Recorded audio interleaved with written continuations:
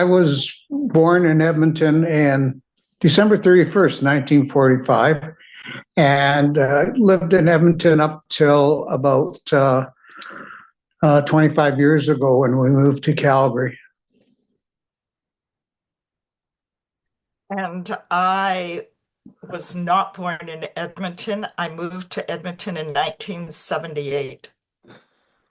Both my sets of grandparents lived in Edmonton, and one of my brothers lived in Edmonton, and I had been living in Israel for 4 years, and we had decided to leave the kibbutz we were on, and my brother convinced us to come back and live near him.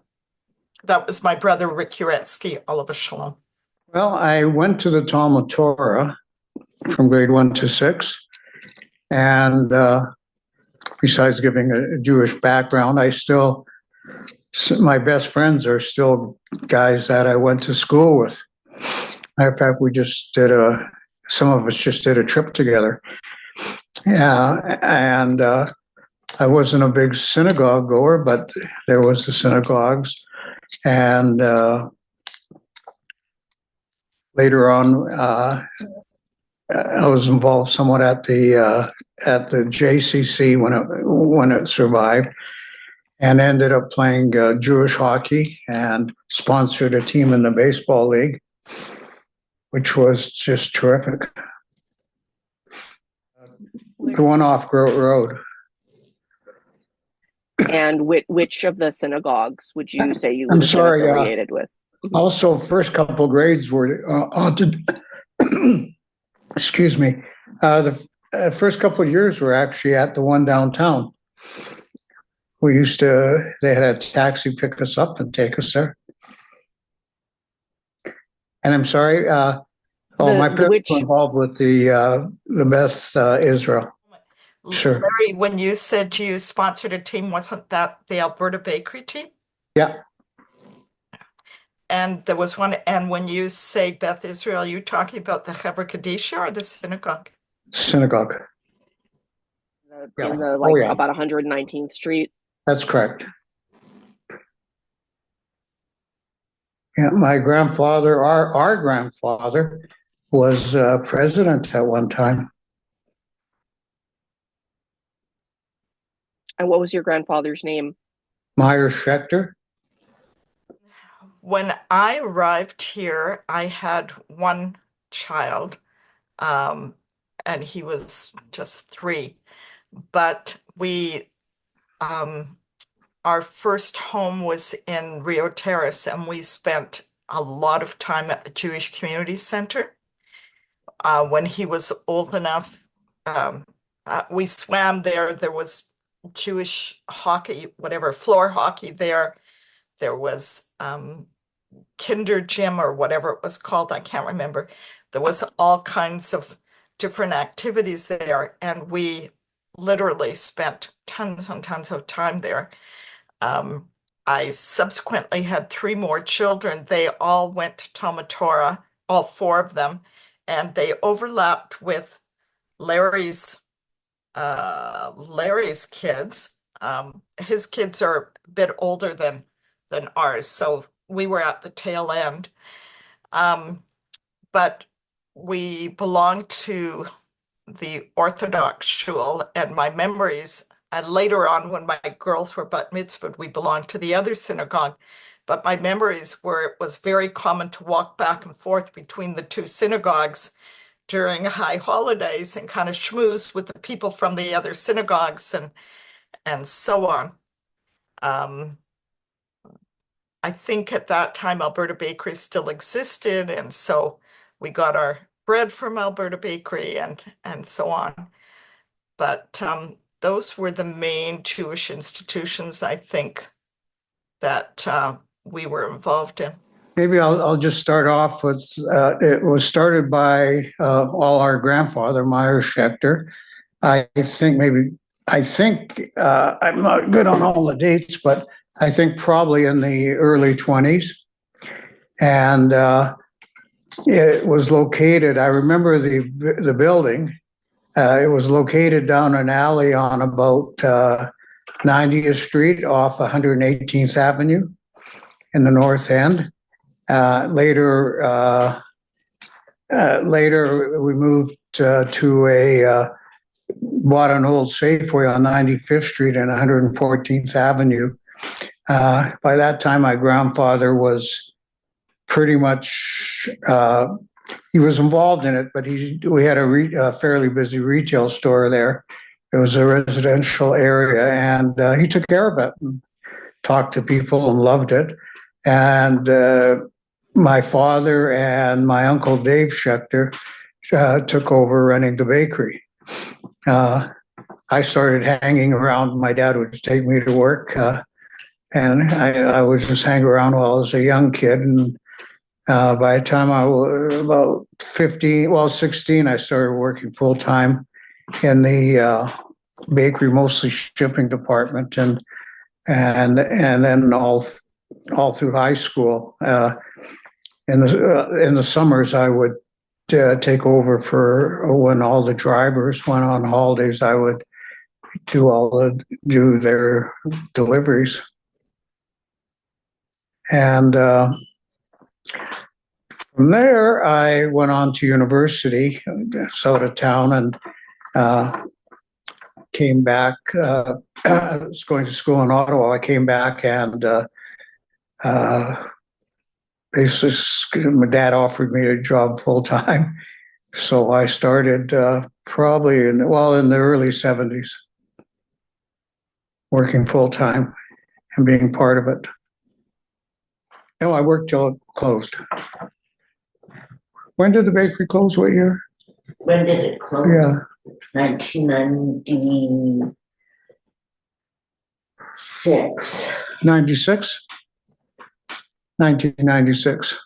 A number of things. I have a diploma, a baker's certificate from the American Institute of Baking, and I had a job with a chain of franchise bakeries as a regional manager for about 6 years, and then I did a number of different things, and settled into a job as a private investigator, which I'm still doing. I have not a lot of memories, but I do know my mother always used to talk about working in the bakery, and she used to work in the bakery before she went to school. So she used to say that she would get up at 5 in the morning and go to work in the bakery before school started. And it was interesting because she was apparently a very good basketball player, and used to practice with the Edmonton grads. And she wanted to play with them. Her good friends were with them. But supposedly my grandfather said he needed her in the bakery, and he didn't want her occupied with them. So she just used to practice with them. But my recollection, well, first of all, my first career was in dance. I have a degree in dance, and so I choreographed and taught and performed in Vancouver and in Israel and various places. And then I went on after my kids were born, and I couldn't stay in shape that well.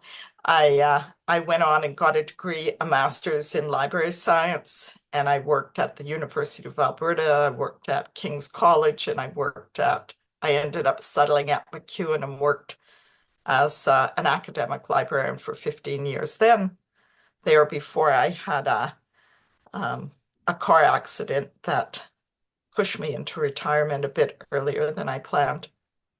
So yeah, that's sort of the trajectory. In between there, we lived in Israel. We lived on a kibbutz. I believe Larry came and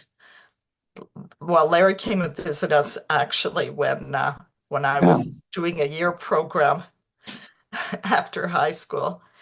But that's Jerusalem? Pardon? In Jerusalem? In Jerusalem. I remember that. Yeah. Yeah. Larry stayed on the floor of my dorm Well, five women. Well, the place I miss the most, having moved to Calgary, is the Yardbird Suite, the jazz club. I had a few friends that were also jazzaholics, and we used to go at least once or twice a month to the Yardbird, and then when they had the jazz festivals, we would attend. So I certainly miss the Yardbird. What I was going to say actually is I'd forgotten Hello Deli used to be a favorite place to eat. Um, and we, for all of our bar and bat mitzvahs, Paula Wheel used to cater for us, and I miss her cooking or whatever as she's moved on to Calgary.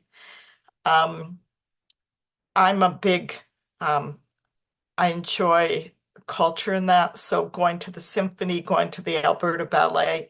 I forgot to mention that I was very involved in Israeli folk dance and international folk dance in general. So for a while I had a performing group here in Edmonton. Previous to that, I had a touring is international folk dance group that worked throughout the out of the Vancouver Jewish Community Center there, and raised a whole generation of avid Israeli folk dancers. My niece here sort of got the bug and continued on. The Aviv folk dancers here is sort of my niece's project, but came out of our family love of Israeli folk dancing. But so the symphony, the Citadel, I remember there used to be a theater called the Phoenix Theater that we always had a subscription to, kind of an alternative theater. Yeah, so those were some of the big things. My kids were always avid soccer players, so community league soccer was big. I think our city is quite unique or special in the way our community leagues offer different activities and have different community league buildings and so on. I don't think that's so common in a lot of other communities from what I've seen. I now volunteer in several libraries, Jewish community libraries, since I've retired. So the Synagogue Library, Jacina Library, the Talmud Torah Library, I continue to volunteer there.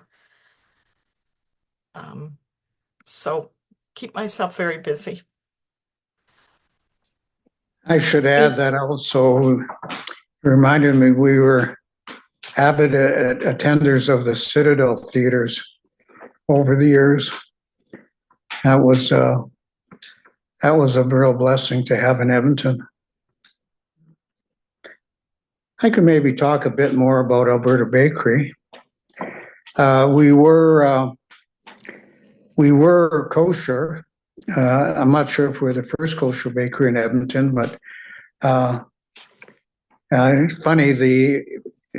Probably in our in-store bakery, we had more Muslim people come in our because at least in those days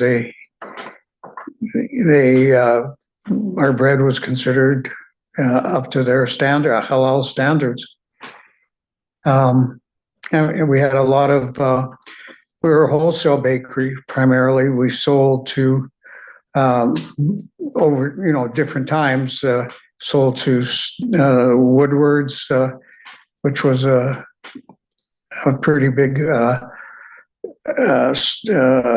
grocery chain and retail chain in the day, and Safeway, Costco, Horn and Pitfield, Superstore. And we also did a lot of, probably the bulk of the business was food service, restaurants, hotels, that kind of thing.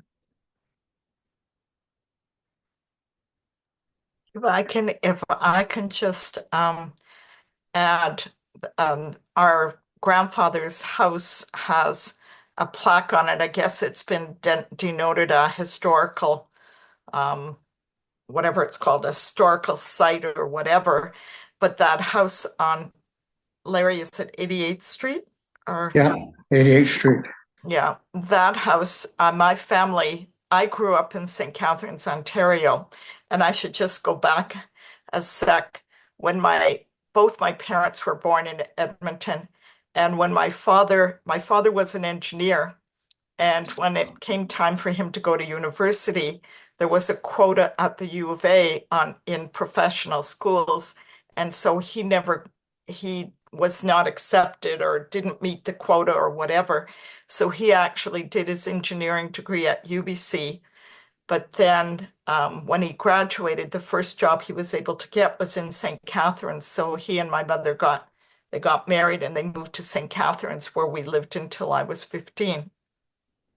But what I was going to say is every second summer or so, we would come to Edmonton to see all the family because our grandfather had 10 children, and mostly all of the aunts and uncles and grandchildren, with the exception of one family at that time, um, lived in Edmonton. So we'd come to see all of our cousins, and I distinctly remember I would always stay at the top of the stairs on the second floor with my mother in the bedroom that was, when she was growing up, Bertha Sheckter Feldman, and her bedroom. And so we were at that house every summer, or every summer that we came, alternate summers. And some summers, my grandfather would rent. We used to go to Radium, to the Lido Motel, and several of the Sheckter families would meet there, and we'd hang out in the Radium hot springs, pools, and all of that. But the other thing I was going to say is the other half of my family was Uretsky. And my grandmother, Sarah and Alec, or my grandparents, Sarah and Alec Uretsky, lived here. And they had grocery stores and bakeries, a bakery at various times. They emigrated here when they were 13 or 14 years old separately. My grandmother was brought here to take care of the children of the Rabbi Pinsky, who was her uncle. At one point, Rabbi Pinsky was here. There was a Rabbi Pinsky here, and she came to help take care of his 6 children. But my grandfather had a grocery store that was called Shamrock Grocery Store for a while, but I have no idea where it was. It was long before my time, of course. My grandmother had 2 children, my father, Abe Uretsky, but also she had another son, Harry Uretsky, who's on the cenotaph of the Jewish cemetery here. He was one of the 5 or 6 boys on the cenotaph who were lost during the Second World War. He was a bombardier, and the first graduate of the bombardier school that was, I've forgotten, just outside of Edmonton somewhere. Anyhow, he went over to Europe to fight in the war, and his plane was shot down, and his body was never found. But so he's on the cenotaph, and I'm reminded of that every Remembrance Day, which just happened. But that was the other side of my family. Yes, they only accepted a certain amount of dentists, a certain amount, or I mean, Jewish students into dentistry, I believe into medicine, definitely into engineering. And so that's why he ended up at U of A, UBC. See. Yeah. And I actually remember a story, Larry. I don't know if you know this story. Our Uncle Sam Yeah, was a dentist, and I remember him telling us stories that the head of the dentistry department at that time was very anti-Semitic, and he started dentistry and then he dropped out because the dean wanted him to go into the army, threatened him, and if he didn't go into the army, he'd fail him or something. Larry, are you familiar with that story? yeah, more or less. I know he had problems that because of anti-Semitism at the time, and a particular administrator, I believe. Yeah, he talked about it for a bit towards the end. There was another uncle of ours also used to actually talk about being beat up. Frank used to talk about being beat up and for being Jewish and so on. But yeah, so in my grandfather's family, just to kind of clarify, they had 10 children. Larry is the son of, I think, about number 6 in the family. My mother was, I think, the 4th oldest, if I'm not mistaken. But yeah, we have or had, I think, 32 cousins, something like that, from that family. My dad was the third youngest. Third youngest, Fourth okay, youngest, sorry. 7th. So he was, yeah, no, so he was the 8th. And yeah, I think Bertha was younger than him. So And so he was this, and then yeah. there was my dad, Sam, my dad, Bertha, I believe, Frank, and Dave. Yeah, those were the younger ones. Yeah. Eva was oldest, then Joe, then Jack, then my mother, Yeah. and then Sam down there. Yeah. And they, from what I heard, they all worked at the bakery. I remember Jack telling me for his bar mitzvah, he was doing his bread route, ran in, did his haftorah, and then finished his bread route. Joe told me that story as well, he he had a horse and wagon, was doing Yeah. the bread route, stopped, went into the basement of the synagogue, changed clothes, did his mafter, got back, went back downstairs, got into his work clothes again, and continued on the route. Yeah. Mayor was, our grandfather was very involved in the Chevra Kadisha. He was instrumental in helping to build the whatever it's called, the Chemes, the Chevra Kadisha building. He borrowed money from the bank on his name and for it. And he apparently was head of Chevra Kadisha for 40 years, according to some notes that an aunt of ours wrote. And then it went down through generations. There was pretty much somebody on the Chevra Kadisha from our extended family throughout the years. Yeah, my dad was for a long time, and my brother is now. And Dave was.